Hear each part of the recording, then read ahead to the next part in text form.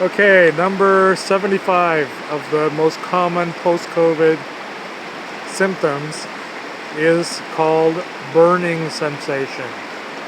Now, this has a sensation of burning, so a sensation of heat being applied when it actually is not to a certain area or generalized, called a, quote, burning sensation. And again, this was in approximately 5% of patients surveyed reported this as a post-COVID-19 symptom. Now, I would worry about this. Burning sensation is one of the usual symptoms that's described for a neuropathy. And again, we're dealing here with a lot of neurological signs and symptoms, as the virus does affect the nervous system in many patients. So it can cause a peripheral neuropathy, especially if this is lasting more than a few days or a week. I would get this checked out and make sure you're not developing a peripheral neuropathy. So again, the burning sensation indicates nerve inflammation or nerve irritation, which can occur. This virus is known to cause that.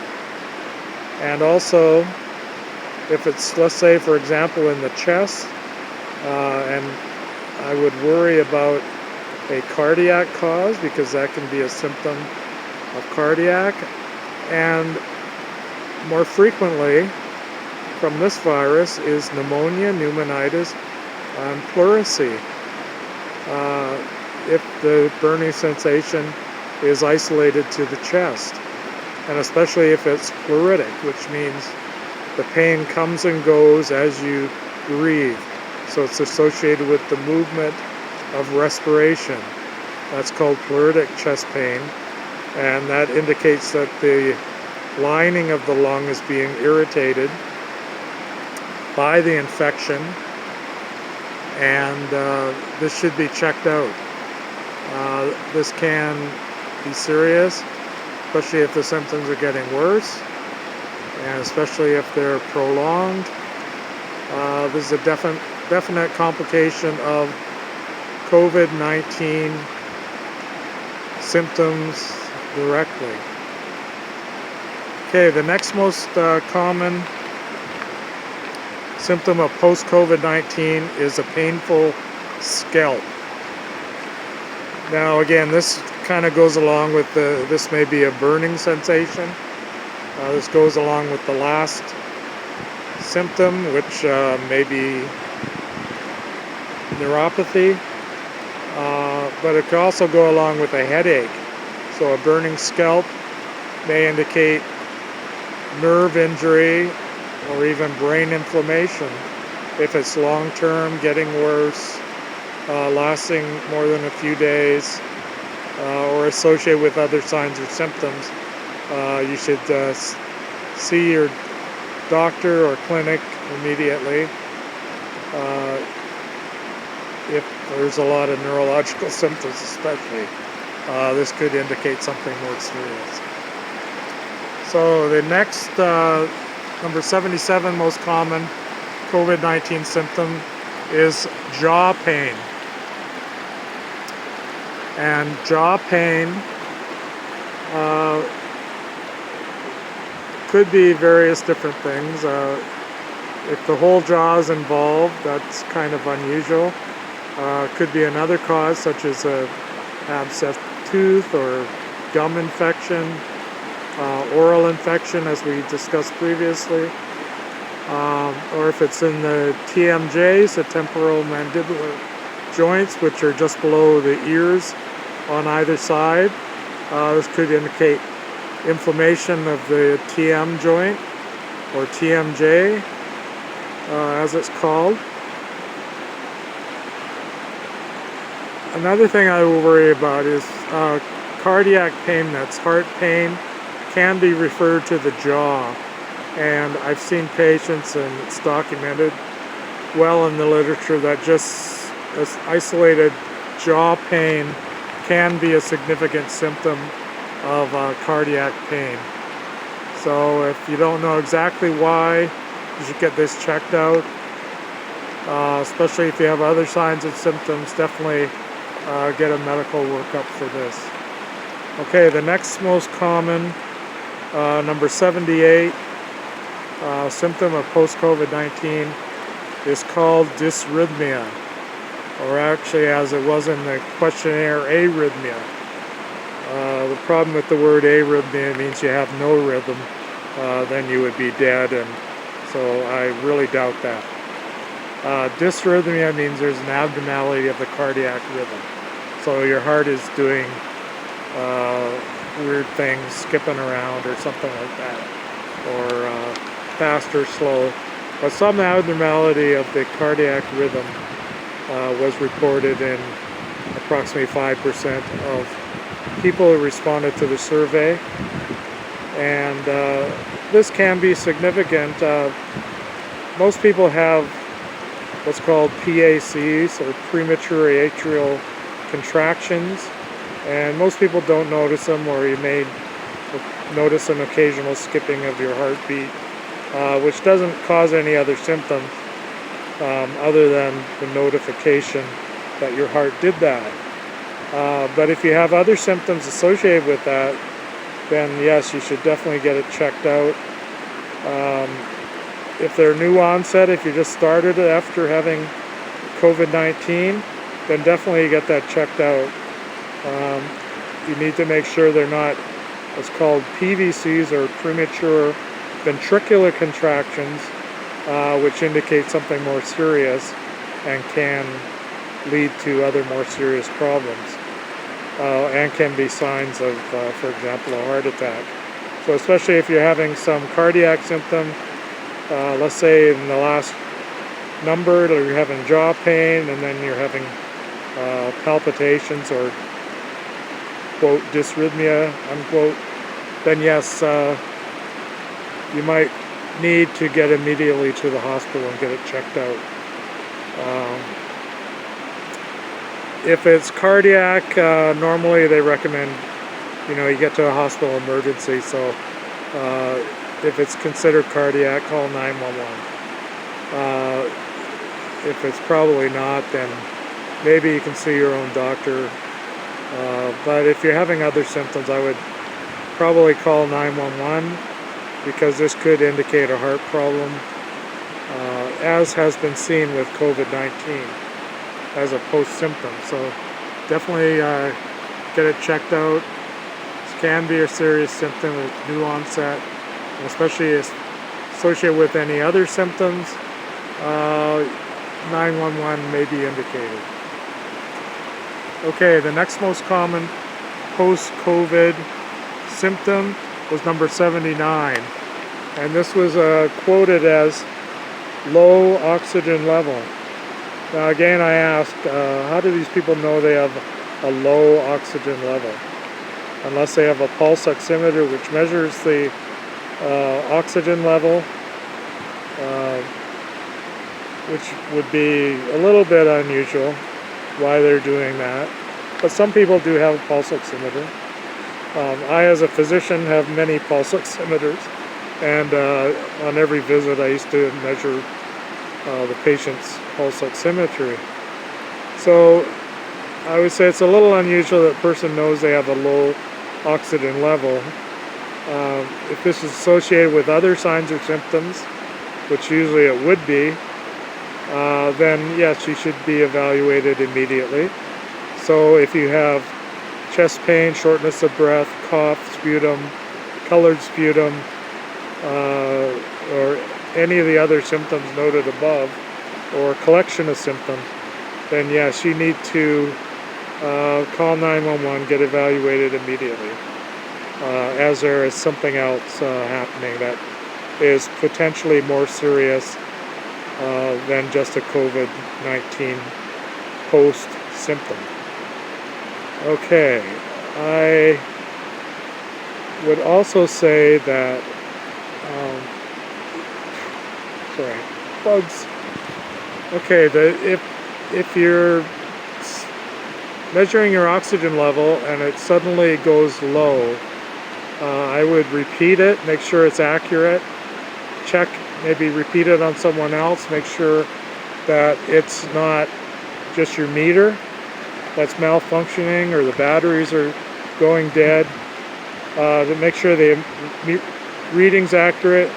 But if you've had a sudden drop in oxygen saturation, which is what this symptom supposedly is, then that's significant, and I would either get to the emergency immediately, call 911, get to the hospital, especially if you're having other signs or symptoms, which if your oxygen level's suddenly dropping, I can almost assure you you are having other signs and symptoms. Unless, again, your pulse oximetry device is malfunctioning, batteries going dead, terminals not clean, something like that. So anyway, if it really is low oxygen, suddenly call 911. Okay, the next most common post-COVID-19 symptom is number 80, burning in the lungs. Okay, this goes along with some of these other symptoms that we've had with low numbers in the 5% of patients responding to the survey. So again, burning in the lungs, that's usually very significant, especially if associated with other signs or symptoms. Burning in the lung can indicate an inflammation or infection in the lungs, indicate something else going on that's more serious as a complication of post-COVID-19. And I would think usually pneumonia, pneumonitis, pleurisy, fibrosis are some of the things that can develop post-COVID-19 and lead to burning in the lungs. Okay, again, a sudden onset of burning in the lungs can be very serious, possibly a call to 911, especially if associated with other symptoms or sudden onset and lasting more than a few minutes. Again, there's a potential burning in the lung, maybe cardiac in a small percentage of patients, so that needs to be taken into consideration as well. Okay, the next most common symptom of post-COVID-19 is number 81, cracked or dry lips. This may be a sign of a post-viral infection and is very common after many types of infections, even the flu and the COVID viruses, coronaviruses. So this may be a normal side effect directly from the virus, and it's probably associated with the desquamating or peeling skin that I mentioned earlier, but also can indicate dehydration. So if you see this, you may need more fluids, especially if your tongue and throat are dry. You can check your skin turgor, take the back of your hand and pinch the skin and see if it falls back into place normally, or does it tent and stay up elevated, which indicates poor hydration. The other thing other than hydration is that it can indicate secondary infection. For example, some people who developed pneumonia developed sores and dry, cracking skin in their mouth and on their lips. And this is one of the signs of pneumonia and pneumonitis, secondary to bacterial infection as a post-COVID-19 complication. So especially if you have other signs or symptoms, I would worry about other types of infection, especially if you have such as shortness of breath, wheezing, coughing, phlegm, then I would worry about this. Dry, cracking lips by themselves may just indicate sun exposure can do that, can dry your skin and lips, as well as the dehydration I mentioned earlier.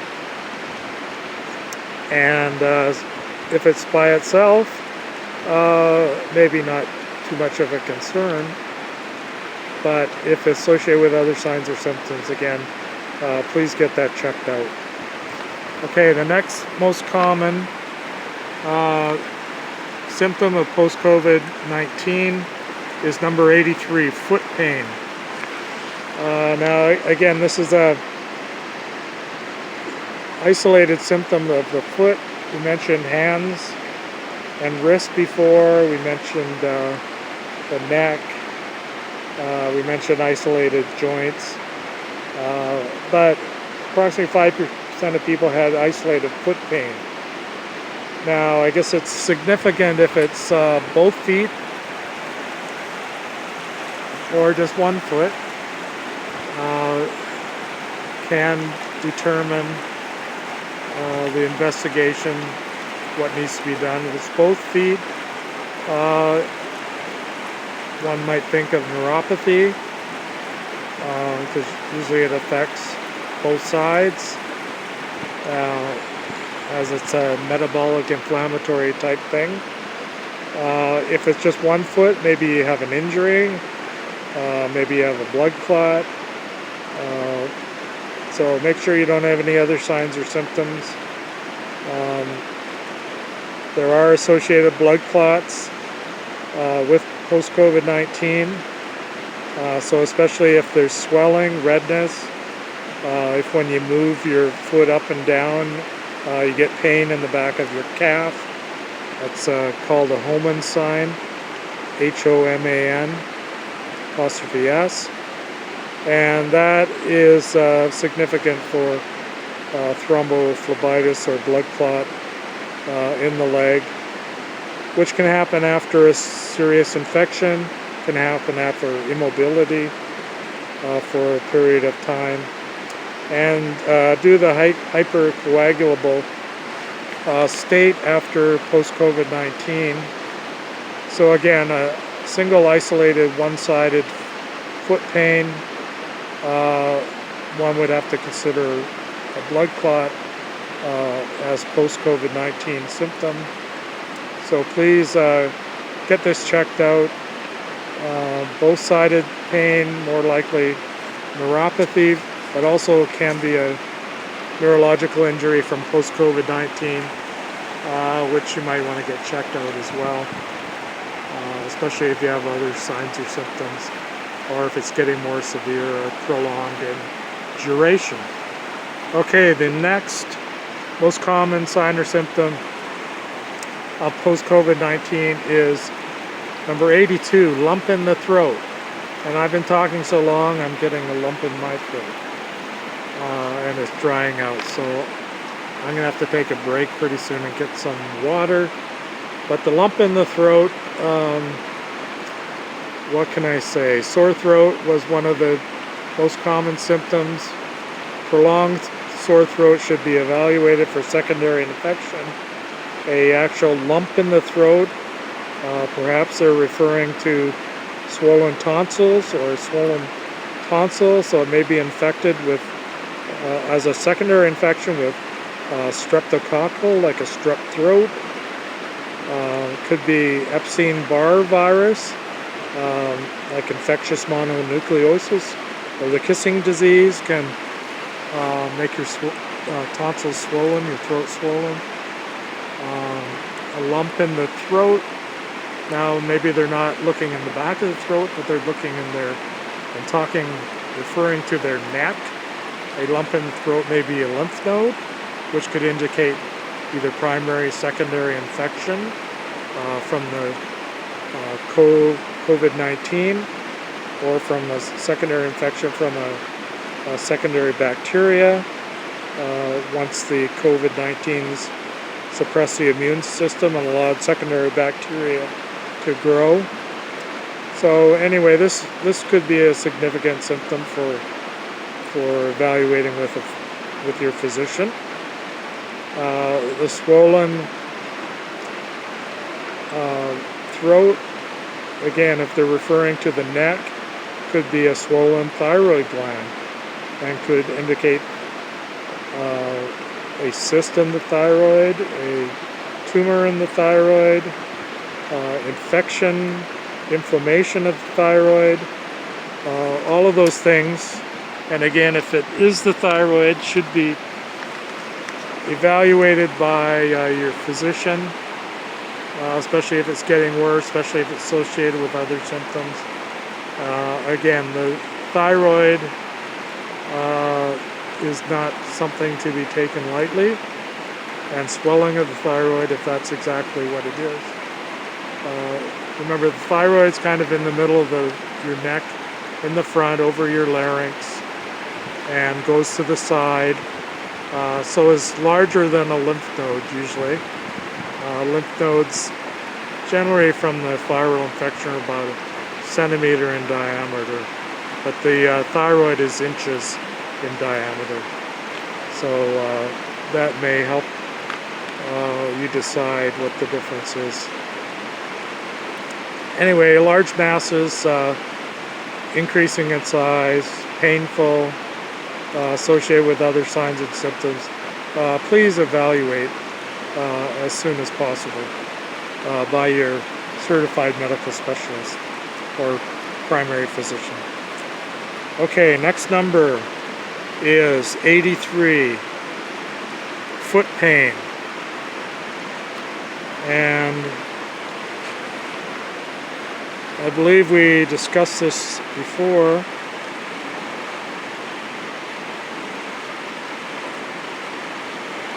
So we'll do the next one. 84 is irritated eyes. So anyway, the virus is a viral infection, commonly causes conjunctivitis, or infection in the eyes, especially when the virus is active and multiplying. Remember, it hits the nose and mouth first. They're all connected to the eyes. The eyes are extremely sensitive to inflammation, and they become red and swollen, teary, and may produce an exudate, which is like mucus or scum inside your eye or dripping from your eye, especially if it's colored green or yellow or brown. Then it indicates a complication, which could be a viral infection leading to a bacterial infection, which obviously would require some antibiotic treatment as well. So another visit to your physician or clinic for evaluation. But again, the irritated eyes, a common complication of primary COVID-19 and possibly secondary complication of COVID-19. If it's severe, serious, associated with other signs or symptoms, or lasts for more than a few days, it should be evaluated by a physician. And if it's both eyes, usually it's infectious in nature. If it's just one eye, one would have to worry about something going on in the eye, such as a hemorrhage or infection inside the eye, and that should be evaluated.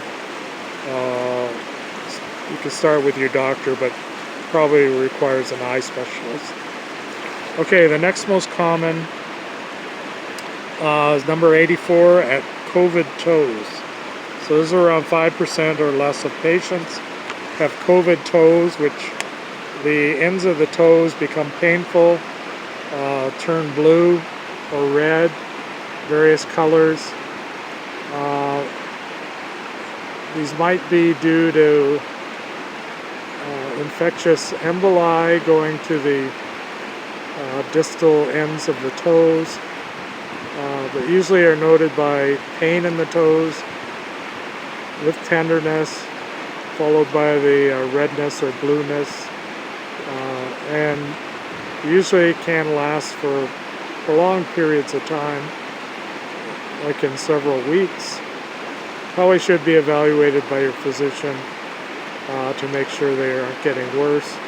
But usually this is a more serious complication or indicates a more serious complication of post-COVID-19 symptoms. Okay, again, get this checked out. Make sure you're not throwing emboli. Make sure you.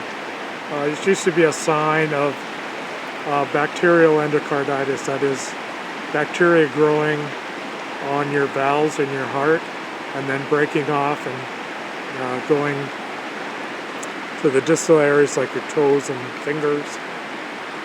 So again, you might want to get this checked out. Okay, next most common sign and symptom, and I say sign and symptom because the next one is number 85, was documented as, quote, low blood pressure. So again, this is it's not really a symptom. Most people don't have symptoms of blood pressure problems. Unless it does get too low, then you'd become dizzy and have maybe syncope, which is like lightheadedness and passing out. So that may be what they're talking about, rather than just measuring the blood pressure and noting it to be low. So obviously some of these patients obviously have a problem if they're measuring their own blood pressure frequently and noting it to be low.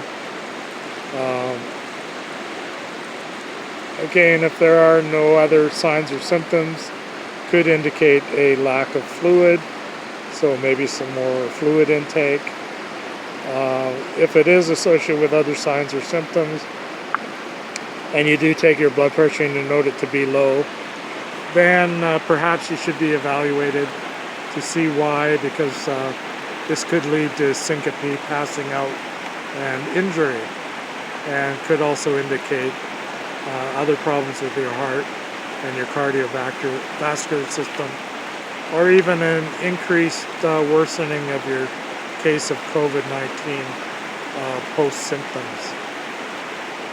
So, especially if you measure your blood pressure and you're positive it is low, for example, your cuff is not malfunctioning, you try it on someone else and their blood pressure is normal, and you try it on yourself again, repeat it, and it's still low, then this may be true and you may need to have it evaluated. Okay, the next one is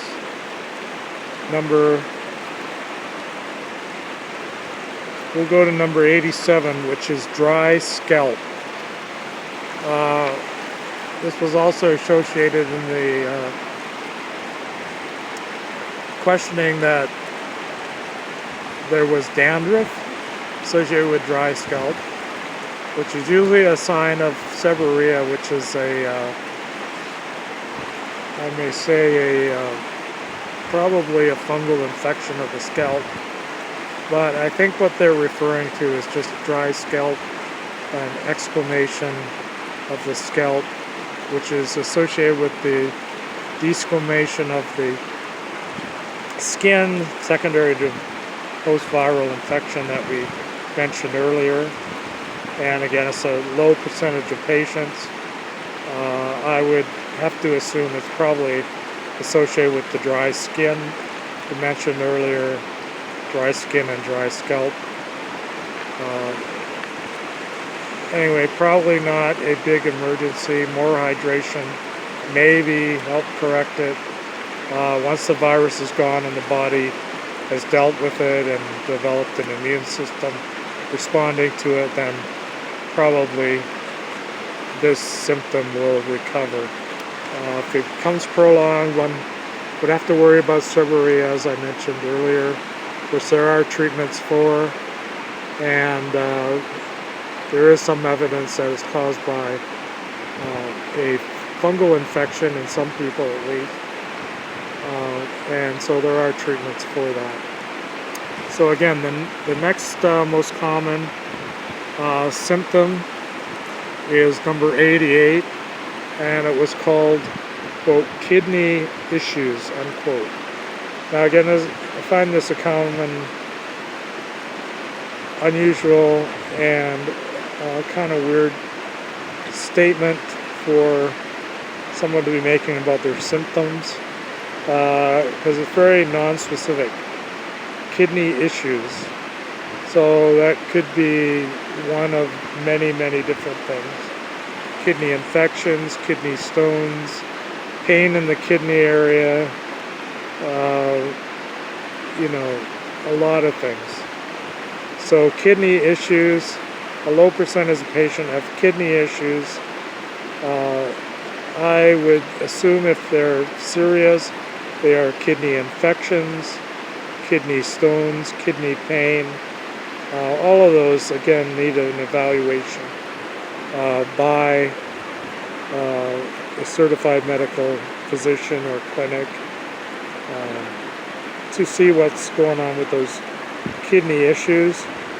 Again, probably not a direct result of COVID-19, although it could be associated with immune suppression from the virus, with secondary infections such as pyelonephritis or kidney infection developing, causing these, quote, kidney issues in less than 5% of patients who were surveyed for this study.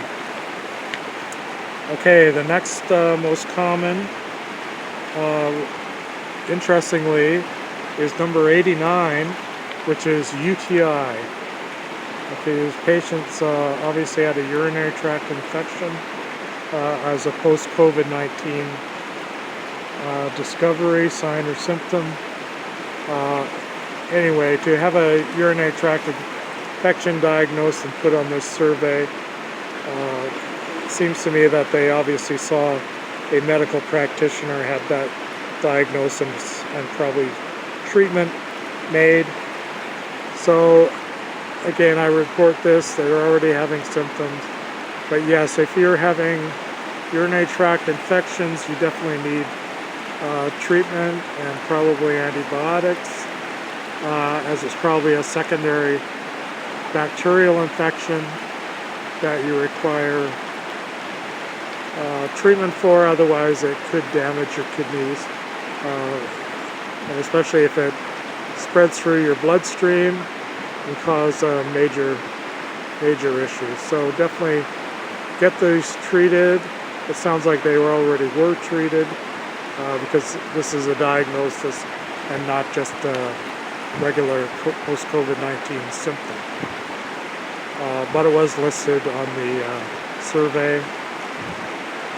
Okay, the next one, number 90, is called Hormone Problems.